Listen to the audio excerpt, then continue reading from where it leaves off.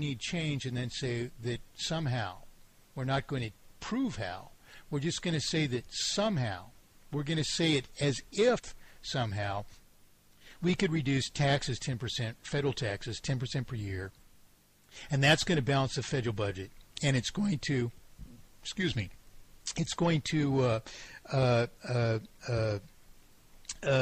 offset or eliminate price inflation.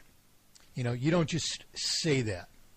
And so I called the Reagan campaign headquarters. You know, I had a nonprofit corporation at the time, never raised any money for itself, but we were advocating a mathematically perfected economy. And I announced who I was, and I said, I would like to offer you a campaign platform of mathematically perfected economy. I'm the author of a thesis that any purported economy based on interest-bearing debt ultimately terminates itself under insoluble debt.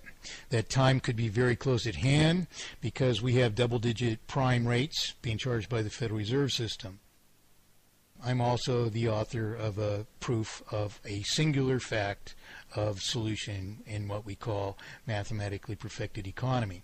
So I would like to provide you with a number of things. I would like to provide you with mathematic proofs that your proposed 10% per year for 3 years reductions in federal tax rates will neither balance the federal budget nor offset nor solve the cause of price inflation.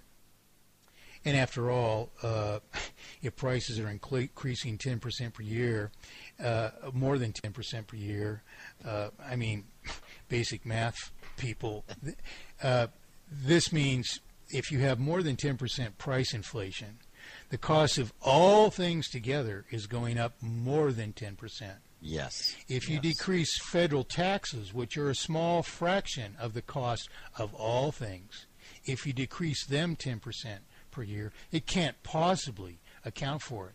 And how many years can you do this? 10 years, you see, and you're out of federal taxes to reduce, you see. So it's a preposterous idea that a child can understand is absolutely wrong, as you just did, as I began to explain it, you see. And I was baiting the Reagan administration. You know, I'm baiting them out to, you know, a campaign it was at the time, you know, to engage me. And I offered, furthermore, I would like to provide mathematic proofs that the economy will eventually fail, and that if you're elected to office, you will accumulate in your first 4 years more federal debt than any president before you did in 4 years, you see. And that if we persist in these prime rates of, you know, they were like 14% at the time.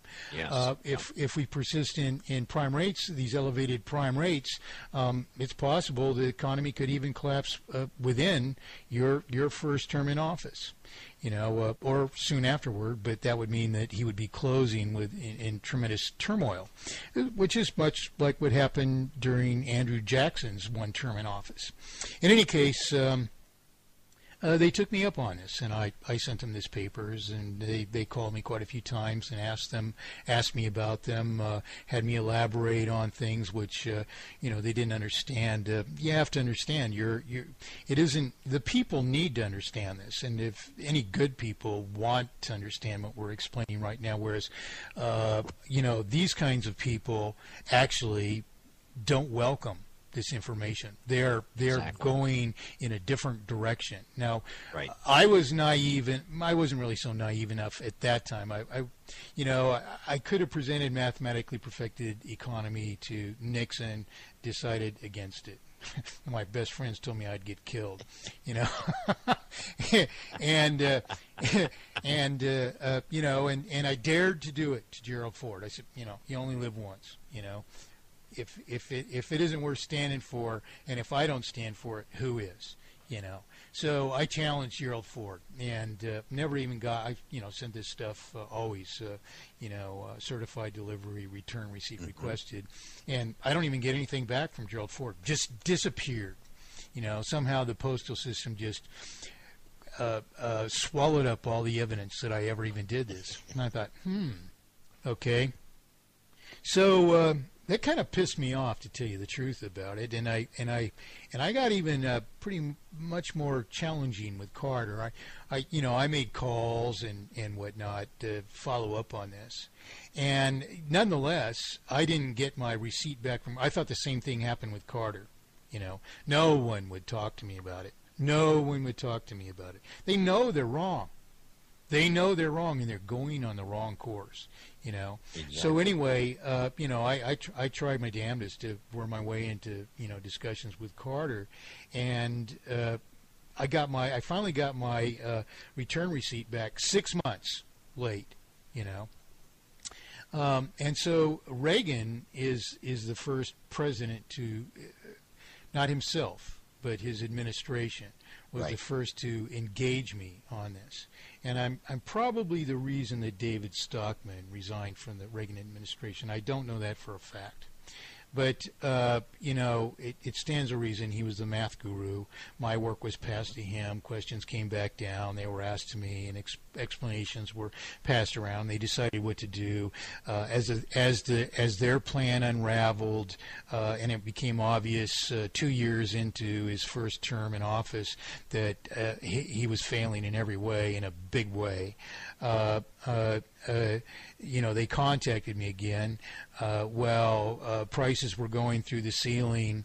All Reagan did, they reject the use of math to disprove, to prove, to model, and claiming always that economics involves indeterminate human behavior. That's their universal defense. And I say back to them constantly, no. What do you mean, indeterminate human behavior? When the currency is subject to interest and you can only maintain a vital circulation by borrowing principal and interest back as a never greater sum of debt, we're not talking about indeterminate human behavior.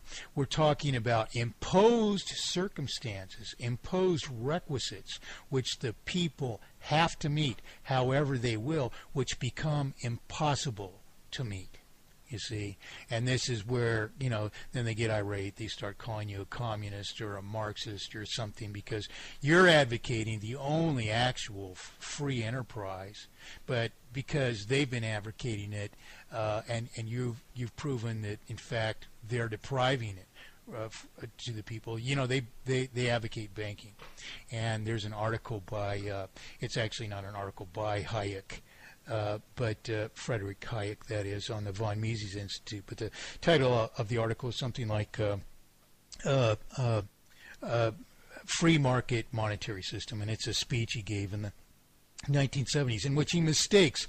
He thinks that the speech is given as if the banking system is the federal government, and he says that we'll never have good money under this banking system. But he's saying that we'll never have it under government because he's so mistaken. This is a guy who's supposed to be a top economic authority. And I mean, it's his most blatant mistake you can imagine, And he's blaming it on government, that this kind of money that we have is bad. And he says we're only going to have good money if we have private money. And he's not saying that the people introduce their own promissory. When we contract in between each other, that's fine. You see, but all promises to pay are conveyed through the currency, and that's a contract to pay. And they deny us our right to issue our own promises to pay, and this is something that we really need to cover, if we've got some time left here, because it's really what the crux of the issue is. It's what the ancient term money changers means. Exactly. I didn't understand this when I started out in this, but once all the math is there in front of you, the hair goes up on the back of your neck, and you realize, holy shit, this is huge. Money changers. Everybody goes to church who think there's they're a Christian and they know that Christ was put on the cross so many days after, denouncing the money changers in the temple of the money changers. And it's a famous story, but why? What is it? What do you mean money changers? And most people have some kind of simple concept, if anything, which is just utterly wrong. It doesn't even touch on what's going on. So this story relates to my parable of perfect economy, and in which I explain the actual nature and life cycle of a promissory obligation. It's a story which doesn't really define it for you. It shows you how it works. And basically, a man raises chickens, another man raises feed. The man who raises chickens builds all the infrastructure to raise twice as many chickens the next year, except he's been growing his own feed, and he doesn't have as much further property that's suited to growing more feed, and his neighbor does. So he goes over to his neighbor and he says, say it's me, I say to my neighbor, Bill, Bill, or well, let's make it Ben Franklin, Mr. Franklin, I say, how would you feel about I'm going to double my chicken production next year, and I'll need so many more bushels of feed, and if you would grow it for me, I would give you this much of my production. How would you feel about that? And he goes, that sounds pretty good. Now what's he going to do with whatever 2,000 chickens? Let's just say it is. And but we agree. And so we issue our promissory obligations, and this is how money always comes into circulation. Every dollar bill that you see comes into circulation as a consequence of a promissory obligation, with rare exceptions, if any. And so what does this entail then? I issue Ben Franklin my promise to pay 2,000 chickens in return for so many bushels of feed. And he promises to deliver these bushels of feed for this many chickens. So we each exchange our promises to each other. Meanwhile, Ben Franklin goes down to the mercantile store and he wants to buy beer, whatever, And so, he did say beer is proof that God loves us and wants us to be happy. So anyway, so he goes down to the mercantile store to buy beer, or near to down there, the nearest tavern to the Constitutional Convention or whatever, which a lot of this country was founded over beer. But anyway, he says, would you take a note against Mike Montagne's note? He promises to deliver me 2,000 chickens. Would you take 100 chickens for my, my yearly consumption of beer or whatever? Making a funny story out of this. Probably not funny for a lot of people, but anyway, so the mercantile store or whatever says yes. So they accept his note. So what happens? When I produce those chickens, the mercantile store comes to collect against its note for 100 chickens. What happens? I take the note and put a big X across it and write void, and the mercantile store signs it as having collected on it. And that sum is removed from what I owe to Benjamin Franklin, okay? And the note that I have been returned is retired from circulation because it's no longer applicable. It no longer represents anything of value. Once it's collected on by paying the principal, it no longer represents anything of value. And this is something that's very important. Now, what happens in a central banking system is something that's totally crime against you. When I went to contract with Mr. Franklin, some guy that we don't even know, who walks out of the trees and says, no. You can't write your contracts to pay each other on your own paper. They have to be written on my paper. And we look at each other and go, who the hell is this? You know, we should stop right there. Just go back in the trees. You know, forget about it, whatever your business is. You know, this guy who doesn't produce anything, he comes into the middle of the equation of our transaction between each other, and he denies us a right to issue our own promissory obligations to each other on our own paper.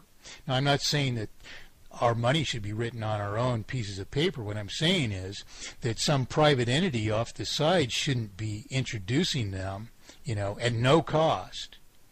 And then, instead of, if they were a beneficial entity doing this, doing an actual rightful job like any other rightful job is performed, when we paid them the principal, they would retire it from circulation. Instead, they launder it